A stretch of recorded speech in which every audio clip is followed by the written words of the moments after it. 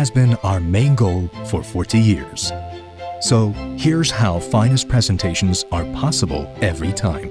We work for impeccable dining and drinking experiences. We offer premium and highly functional products. We design the vision of the future. We crown our original collections with numerous awards. We establish trust-based and sincere relationships. With energy efficiency, we accomplish circular production. We make our biggest investment in humans. Bonna makes the finest presentations possible, each and every time. Bonna, passionately dedicated. Evet, şimdiki panelimizin konusu Legacy and Menu 2. French Chefs'ten Philippe Audier'in moderatörlüğünün yapacağı oturumumuzda İspanya'dan ve Birleşik Krallık'tan konuklarımız bulunuyor. Efendim önce isterseniz moderatörümüzü davet edelim. Philippe Audier gelsin sahneye. Daha sonra hemen konuklarımızı çağıralım. Sebze üzerine kendisini geliştiren La Salita restoranı açarak Michelin yıldızını hanesine kazandıran Begoña Rodrigo gelsin sahneye. Alalım efendim. 2 Michelin yıldızı kazanan ve misafirlerine hem görsel hem de damak tadına hitap eden lezzetler sunan Kitchen Table'ın kurucu ortağı ve şefi James Nappet gelsin efendim sahneye. Ve 1 Michelin yıldızlı Sabor'un şefi Nibes Barragan sahnede olacaklar ve kendilerini yarım saat boyunca çok ilginç bir konuda dinleyeceğiz. Gerçekten İngiliz, Fransız, İspanyol ama çok ortak, hepimizin, belki de dünyadaki tüm insanların nefes almaktan sonra hepimizin yaptığı şey yemek yemek, değil mi? Herkes bir şeyler yiyor, coğrafyanın sunduğu imkanları kullanıyor. Toprak ne veriyorsa, deniz ne veriyorsa, ne büyüyorsa bir şekilde bir karışımlar yapılıyor. Onları en lezzetli hale getiriyoruz ve yiyoruz. Sonra ne kadar güzel ki coğrafyadan coğrafyaya bunları karşılaştırıyoruz, karıştırıyoruz. Oradan bir şey alıyoruz, buradan bir sos alıyoruz, buradan susam ekliyoruz, Türkiye'den baharat ekliyoruz ve olağanüstü masalar hazırlıyoruz ve bunları bir ziyafete dönüştürüyoruz. Sohbetlerimizi ediyoruz, paylaşıyoruz ve unutulmaz anılar işte hep o sofralardan çıkıyor. Evet, geliyor mu efendim konuklarımız? Hazırlar mı? Alalım. Buyurun.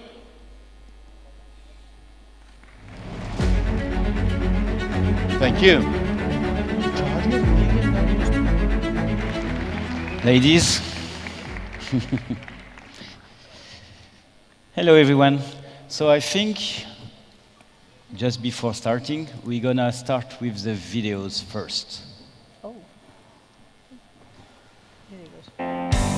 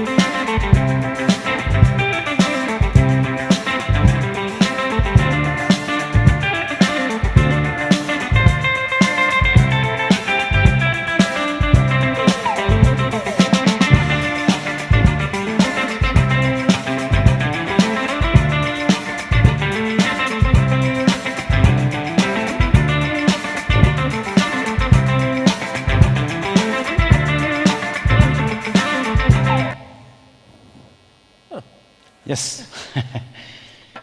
So I think we always say that gastronomy is a universal language, and I think we have a proof here, having Chef Bego from Spain in Valencia, and I think we all know Valencia is living a hard time now, so we're going to speak about it. We have Chef Nieves, Spanish, but working and based in London, and I think you are a bit the bridge from Bego to the last chef. And so you are based in London, being the only British chef in the room.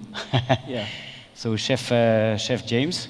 So I think as the theme is about menu and legacy, yeah, universal language, but still we are here to speak a bit about your singularity and discover a bit who you are. So to do that, I think the idea is to understand a bit from where you come. So Bego, as you asked, I will start with you. So can you tell us a bit about the menu that we can expect at La Salita, and how your own experience, background, life, helps you to create? You want to know my life? Yeah, I do. No, I didn't. I didn't study about kitchen, about cooking. Then on the way that when I start cooking, I start learning food all around the world, because I start cooking in Holland, after that in London for a few years, and then after that I come back to Spain. And my idea about food was like you have to put something in a pan, cook for really long, and then after that you have something to eat. But then the first time that I did my trip to Thailand, then I discovered that you can put few things in one pan really quick, and you have something fresh and really savory to get in your mouth. And then I start thinking about other way to cooking. In 2005, now it's almost coming 20 years, I opened my restaurant La Sarita in Valencia. And then in the beginning, I mixed products, and I did everything that was in my mind, just like from Thailand food till English food, French food, everything that I had learned for years. But in the last years, I realized that if you want to make something like really makes sense, you have to be in love on the place that you are living, and to make your personality going through everything that you are cooking. And then that's what I'm doing now. I'm working really close with all the farmers and the people that works around me. And I used to work more with vegetables and fish.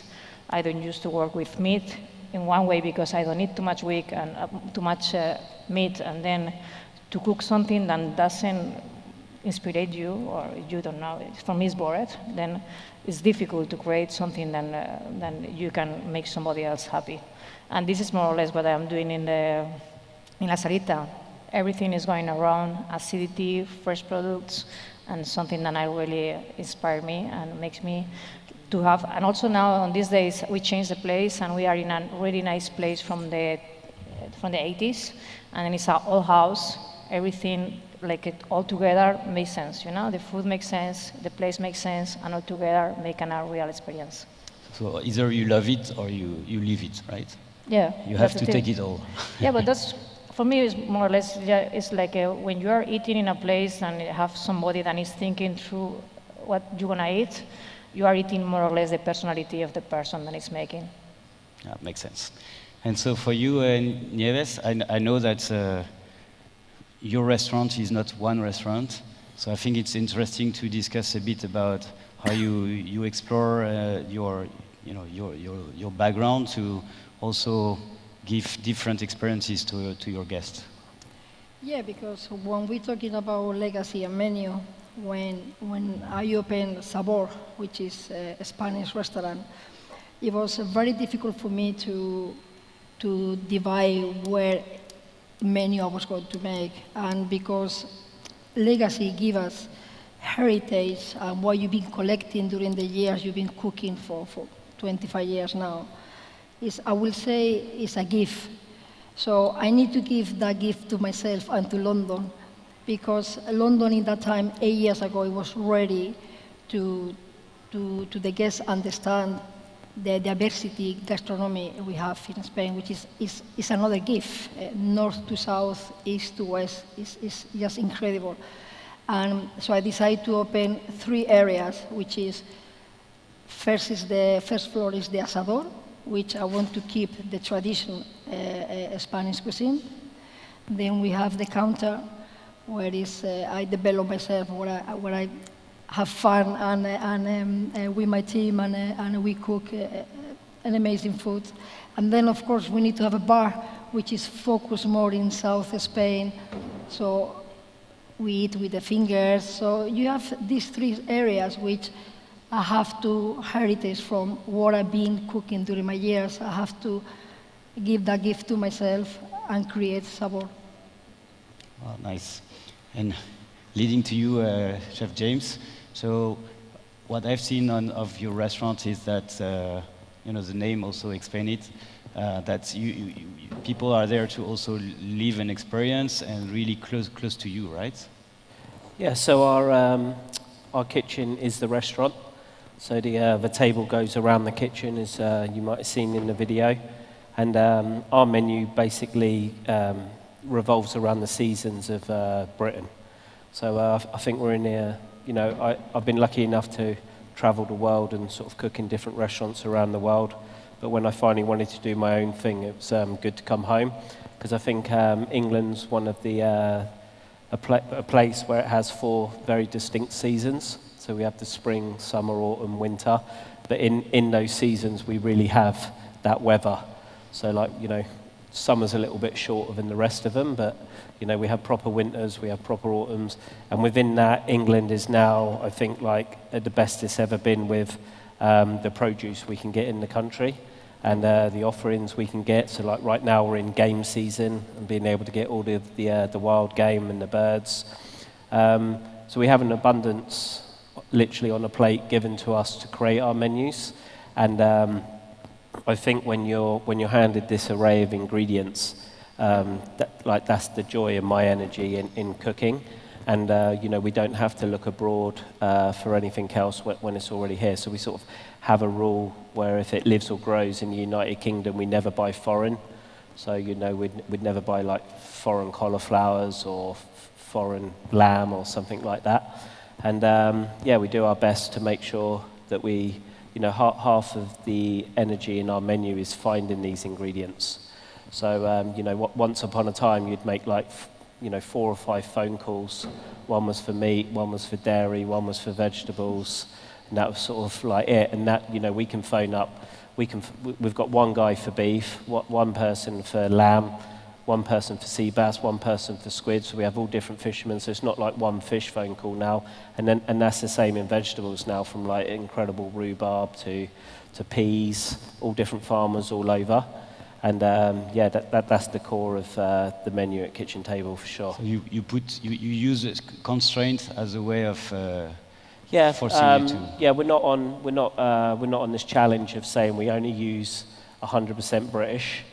We do use, so 95% of the menu will be ingredients from England at a given time, but we use olive oil, we use citrus fruits, we use vanilla, we use caviar that's not from the UK.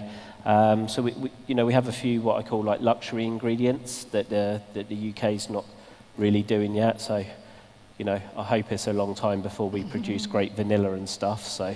But it's, and those add small touches of luxury to the menu, but the majority of it is British for sure.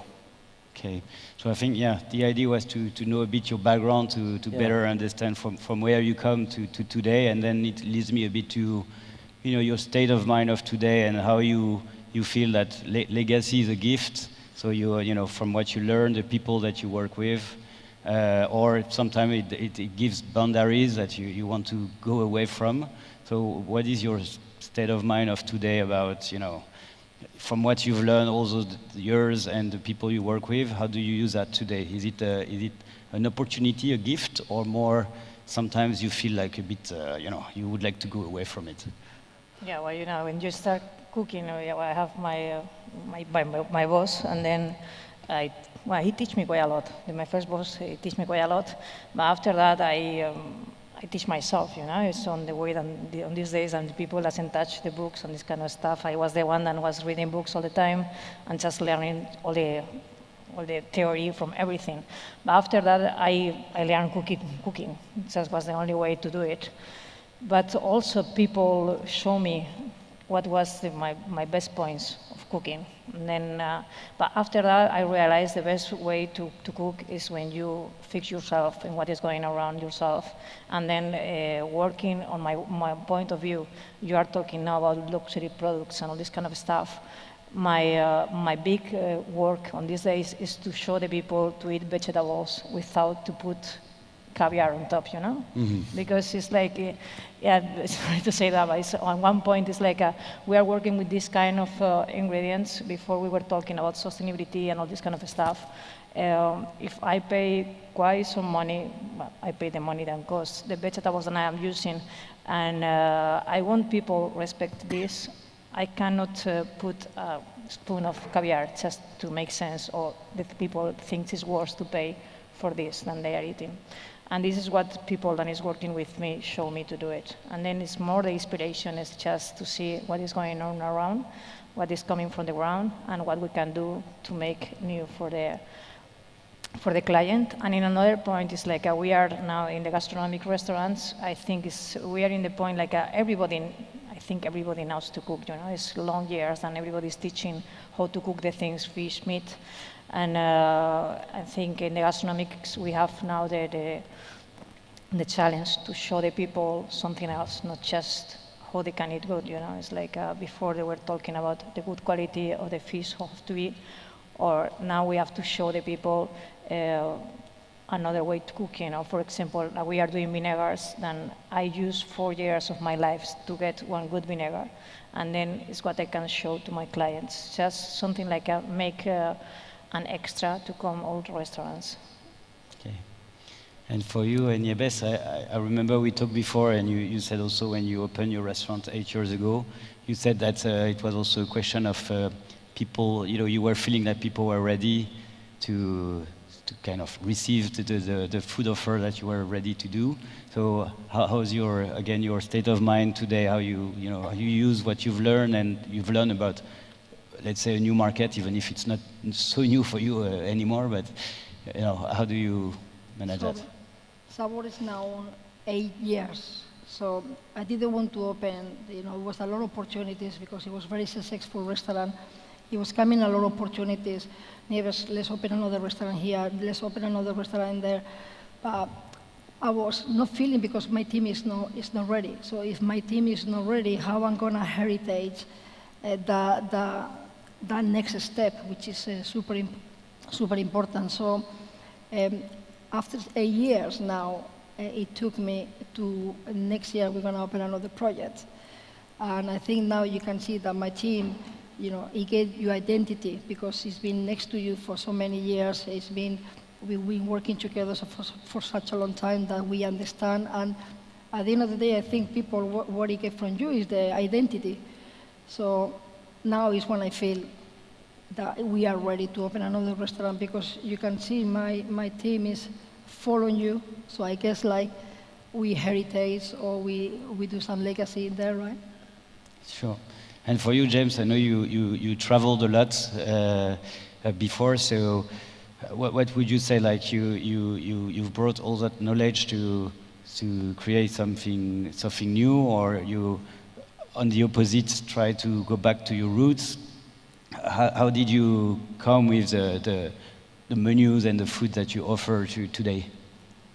Yeah, I've been very lucky to work with some of the best chefs in the world.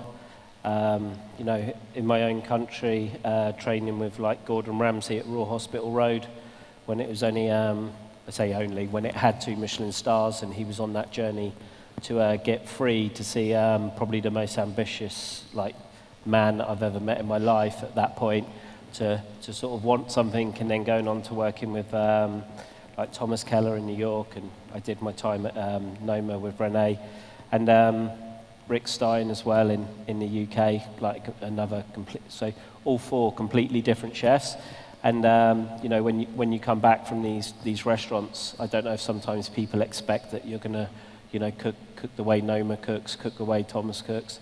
And if you do, you appear to be like copying, especially in like London. But then if you don't, it's like, why did you go there? And I don't think any chef that works for somebody else shouldn't absorb their chefs like sponges. But then it's how do you morph all of the different things into what you are.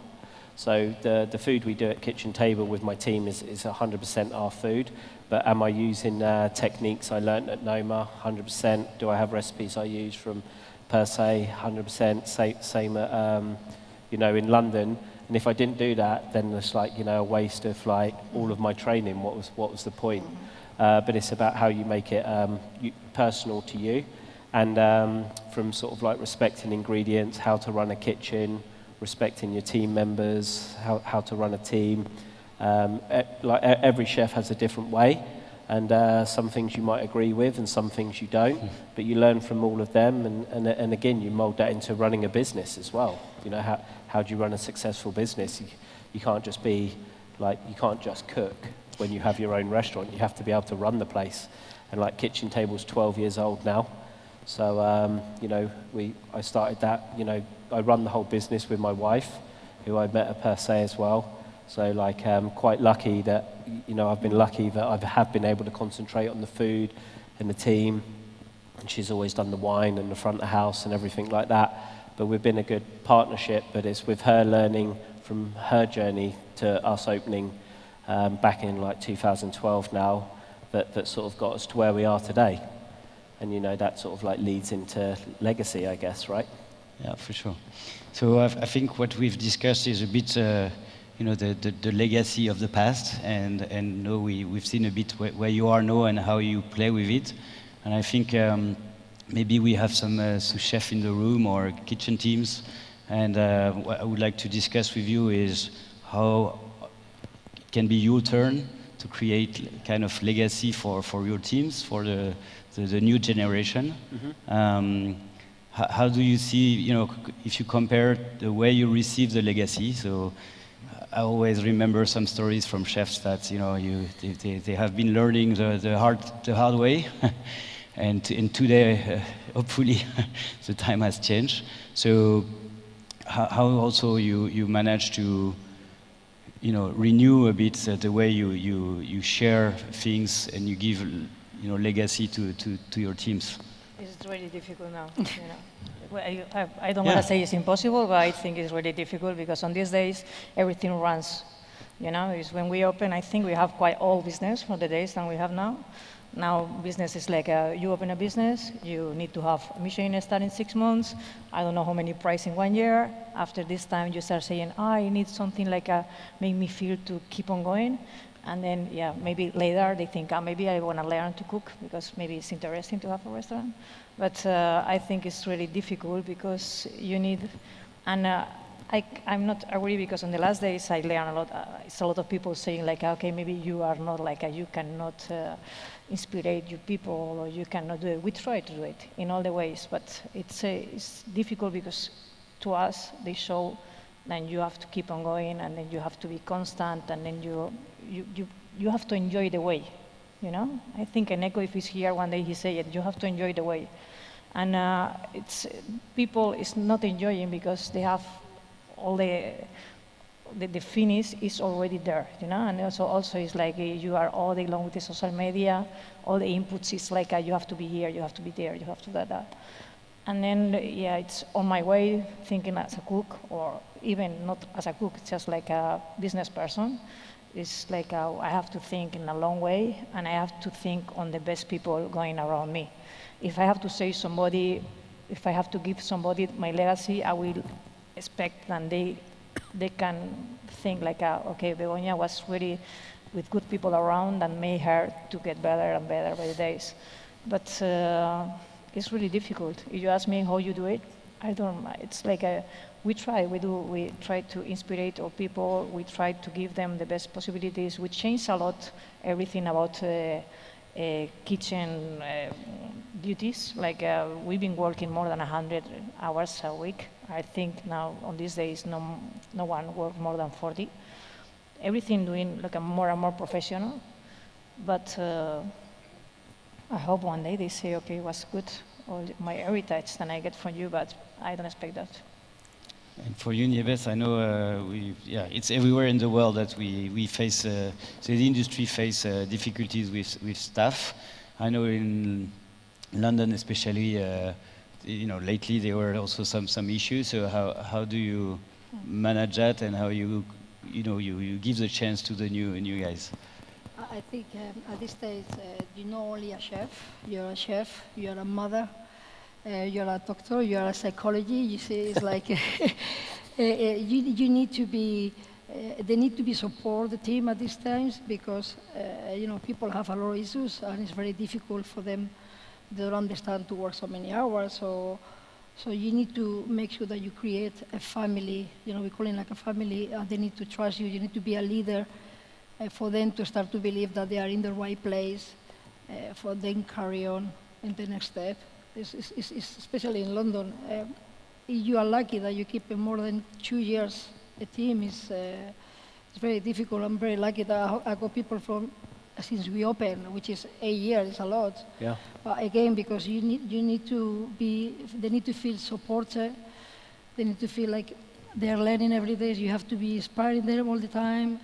You need to travel with them, you need to go to the market, they need to feel like they are under your arm. So that's the only way for you to keep that team and for them to carry on doing the next step. And you said to me that, because we were discussing, like, you're here and you have an open kitchen, and I guess the same for you. So how do you manage to, you said to me, like, kind of, I need to push them because they are the future. Yeah, because it's an open kitchen and a customer sitting in front of you. And it's always you who are always dealing with the guests. But I'm always encourage them, like, feel free. That's why I want to open a restaurant. Everything is open. It's nothing to hide. It's for you to enjoy. It's for the guests to enjoy. So carry on doing what I'm doing. I want them to enjoy as much as I do. So I left them to talk to them. I left them even putting wine if it's necessarily. The idea is that they understand what I'm doing. For the new restaurant, they can carry on. And I think that's the only way. And for you, James? Yeah, I had to change a little bit. When everyone got the phones, I had to calm down.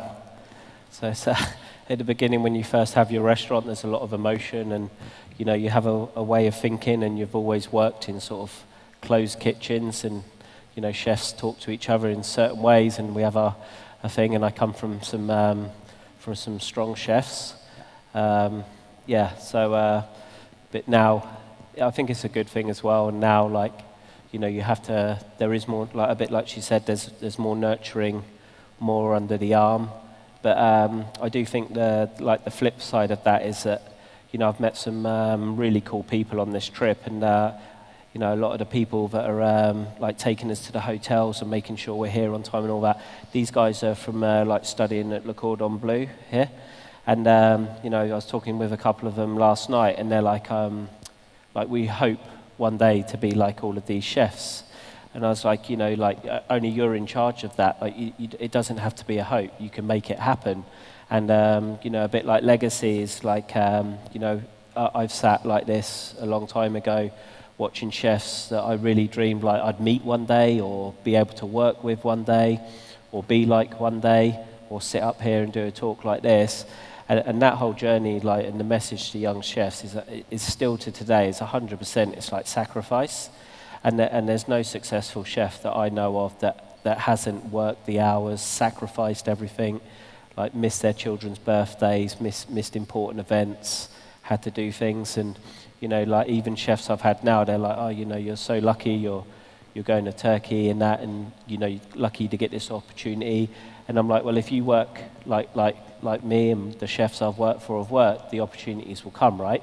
But that's like legacy, like one day I dreamed that I'd work for Thomas Keller as a really young chef, like when the French Laundry cookbook came out, and I put myself on that journey to making that happen. And then, one day you have your own restaurant and he comes and eats at your restaurant, so that's mind-blowing. And now I have chefs that have left me, that have gone to work at Per Se, or even have their own restaurants across London now.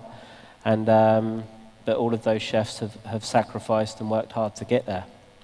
So it's, yes, it's about nurturing, but I do think it has to stay within, can't get too soft. Yeah.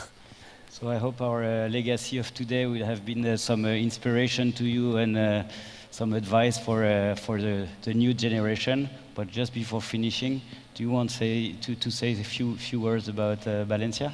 I want to say everybody have to come to Valencia now more than ever. That's the moment, and we are okay. It's just like everything is a mess, but the city have to go on, you know. And we want to help everyone that have a business, a small business, or everyone that have any damage. That's why we create this. Desde Valencia para Valencia. You can see in the web. And everybody that want to join this initiative is on the 13th of December. We will make lunch, dinners, whatever you want to make, a party all around the world. And then all the money that we get will go to these people.